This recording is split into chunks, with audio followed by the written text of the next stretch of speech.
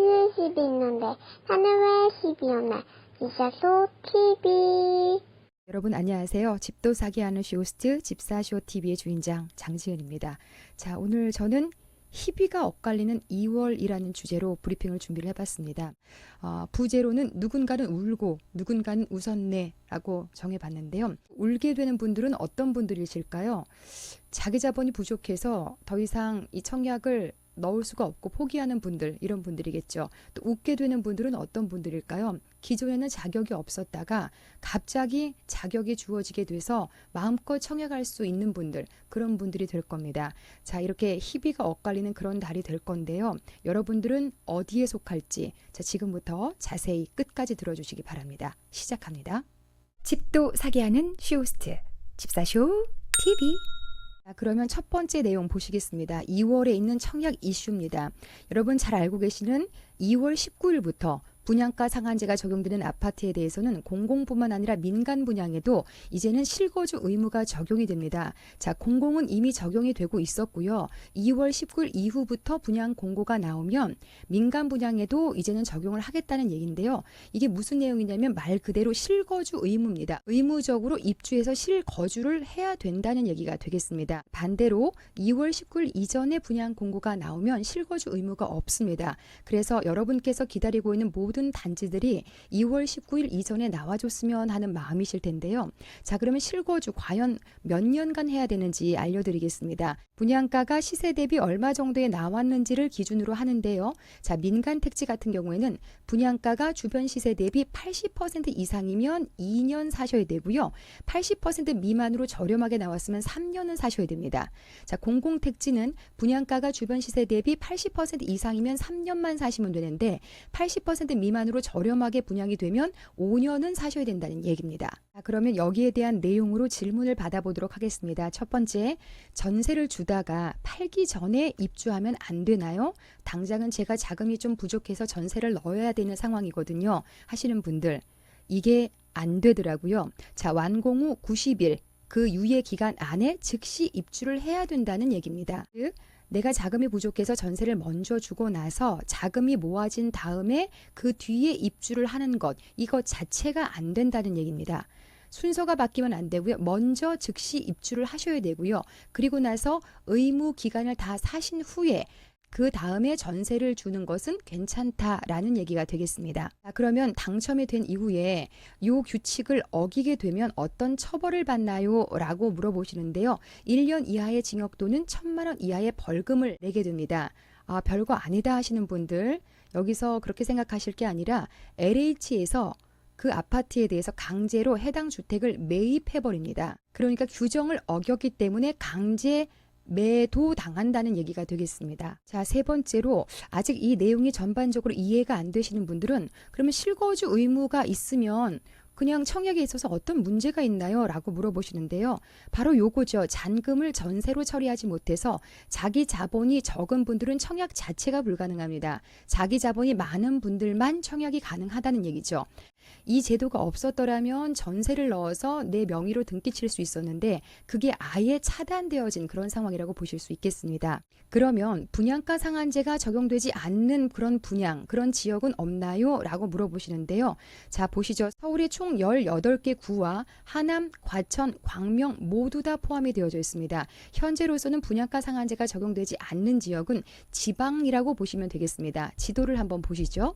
보시는 것처럼 서울 13개 구, 272개 동, 그리고 강서, 은평, 성북, 노원, 동대문구에서 서울은 18개 구, 309개 동, 그리고 경기도는 광명, 과천, 하남까지 포함이 돼서 3개 시 13개 동이 해당이 되겠습니다. 민간 택지 분양가 상한제 대상 지역을 안내를 해드렸고요. 공공분양은 원래부터 당첨되자마자 즉시 실거주해야 된다는 점을 감안하시면 서울 지역의 대부분이 즉시 입주로 바뀌었다고 보실 수 있겠습니다. 자, 그러면 항상 어디에나 예외는 있으니까 예외는 없나요? 물어보시는데요. 근무 및 생업, 취업 또는 질병 치료를 위해서 해외에 체류를 해야 되는 경우 있죠. 이런 경우는 당첨되고 나서는 예외로 봐준다는 얘기가 되겠고요. 특별 공급을 받은 군인으로서 인사 발령 때문에 거주 의무 기간 중 주택 건설 지역이 아닌 곳에 거주해야만 되는 분들 있죠. 그저 군인들은 여기저기 옮겨 다니시니까 그런 분들은 예외가 되겠습니다. 그 다음에 세대원의 근무나 생업, 취약 또는 질병 치료를 위해서 세대원 전원이 수도권의 이외 지역에 거주해야 되는 경우, 이런 경우는 예외가 되겠습니다. 또 하나, 혼인 또는 이혼으로 입주자의 직계 존속, 비속, 배우자 또는 형제 자매가 거주 의무 기간 중 남은 기간을 승계해서 거주하는 경우, 이거는 예외가 되겠습니다. 즉 결혼을 해서 당첨자가 지역을 옮겨가는 경우, 남은 가족들이 승계해서 거주하는 거죠. 또 이혼을 통해서 한 분은 나와야 되는데 그 나오는 분이 당첨자였다 하시면 남은 가족 있죠. 그분들이 승계를 하는 경우가 되겠습니다. 또 하나는 가정 어린이집을 설치 운영하려는 자가 해당 주택에 가정 어린이집의 설치를 위한 인가를 받은 경우에는 거주 의무 기간을 지키지 않으셔도 된다는 얘기가 되겠습니다. 자, 그런데 이 예외 적용 이외에 아파트를 매도해야 되는 경우가 있는 분들 계실 겁니다. 막 급하게 돈이 필요하다거나 이렇게 되는 상황이 되겠죠. 그러면 반드시 LH에 매도를 해야 됩니다.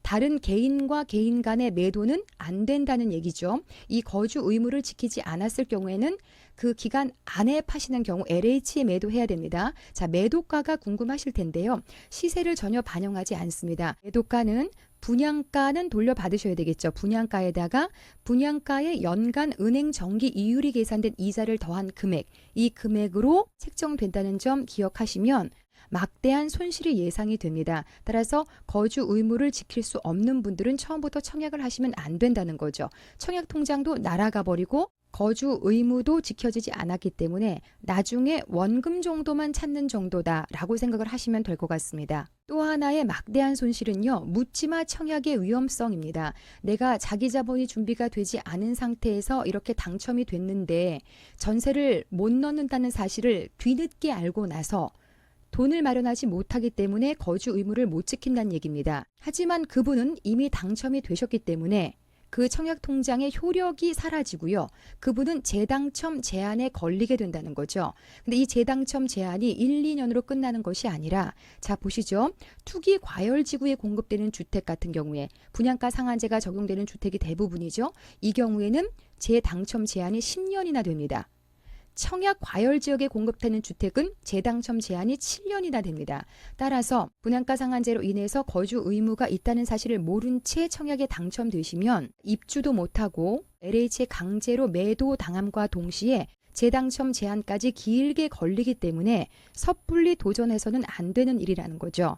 분양가 상한제 자체가 한편으로는 저렴한 분양가에 분양받아서 좋기는 합니다만 의무 거주 기간이 있어서 처음부터 자금이 부족한 분들은 시도하지 않는 것이 좋다. 이게 바로 분양가 상한제의 숨겨진 단점이라고 보시면 되겠습니다. 다음으로 2월에 있는 청약 이슈 중요한 거 한 가지를 또 하나 설명을 드리겠습니다. 2월 2일부터 소득 기준이 완화가 되는데요. 자, 신혼부부 특공과 생애최초 특공 준비하시는 분들 잘 들어주세요. 기존에 소득이 높아서 신혼부부 특공과 생애 최초를 도전하지 못하셨던 분들이 굉장히 많이 계실 겁니다.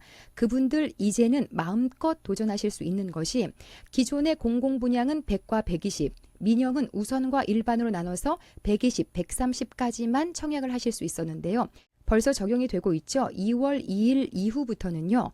자, 공공분양 일반 같은 경우에 140까지 가능합니다. 민간분양 일반 같은 경우에 맞벌이 160까지 가능합니다. 생애 최초도 보시면 공공분양은 그전에 없었던 우선과 일반으로 나뉘게 되고 130까지 가능합니다. 또 민간분양도 역시 우선과 일반으로 나뉘게 되고 160까지 가능합니다. 이렇게 160% 기준은 월 886만 원까지 가능할 것 같고요. 연봉으로 치면 1억이 넘는 분들도 이번에 청약에 넣어보실 수 있겠습니다. 이렇게 설명을 드렸더니 질문이 정말 많이 들어옵니다. 지금은 2월인데 지금 2021년도 도시근로자 월평균 소득이 아직 발표가 안 됐지 않습니까? 그래서 언제 거가 반영이 되냐고 물어보시더라고요. 자, 통계청에서 2월 말에서 3월에 발표를 합니다. 지금 2021년도 거가 아직 발표가 안 됐거든요. 그래서 1월과 2월에는 전전년도 소득이 반영이 됩니다. 전전년도. 자, 소득 기준 산정 기준에 보시면 여기 나와 있죠. 단 전년도 도시근로자 가구당 월평균 소득 통계를 통계청에서 발표하기 전에는 전전년도 도시근로자 가구당 월평균 소득을 기준으로 한다라고 나와 있습니다. 즉 3월에 아직 발표를 안 했기 때문에 우리는 언제 거? 전전년도. 그럼 전년도는 2020년, 그 전전년도는 2019년이 되겠죠. 그래서 여러분께서는 2019년도 소득을 기준으로 하시면 되겠습니다. 자, 이렇게 해서 2월에 반드시 중요하게 기억을 하셔야 되는 이슈에 대해서 설명을 드렸습니다. 이 두 가지 내용 때문에 누군가는 울고 누군가는 웃겠죠. 그래서 제가 다시 한번 여러분께 거듭 강조해 드리겠습니다. 제발 돈 열심히 모으십시오. 계약금, 중도금, 잔금, 세금까지 모두 다 치르시고 등기 내 명의로 가져오시려면 정말 10,000원, 1,000원이 귀한 그런 상황이 벌어집니다. 요즘 너무 맛집도 많고 놀러 갈 때도 많고 사고 싶은 것도 너무 많은 그런 상황입니다만 그런 거 다 누려서는 내 집으로 만들기 너무 어렵습니다. 은행권에서 대출도 시원하게 나와주지 않는 그런 상황이라서 아마 당첨되시고 돈 구하러 다니시면서 마음속에서 눈물이 울컥울컥 올라오실 겁니다.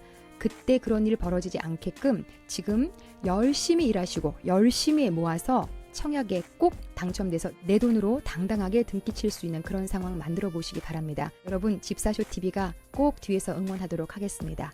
자, 오늘 내용 도움되셨다면 좋아요, 구독, 알림, 공유까지 부탁드립니다. 끝까지 함께해 주신 여러분 고맙습니다.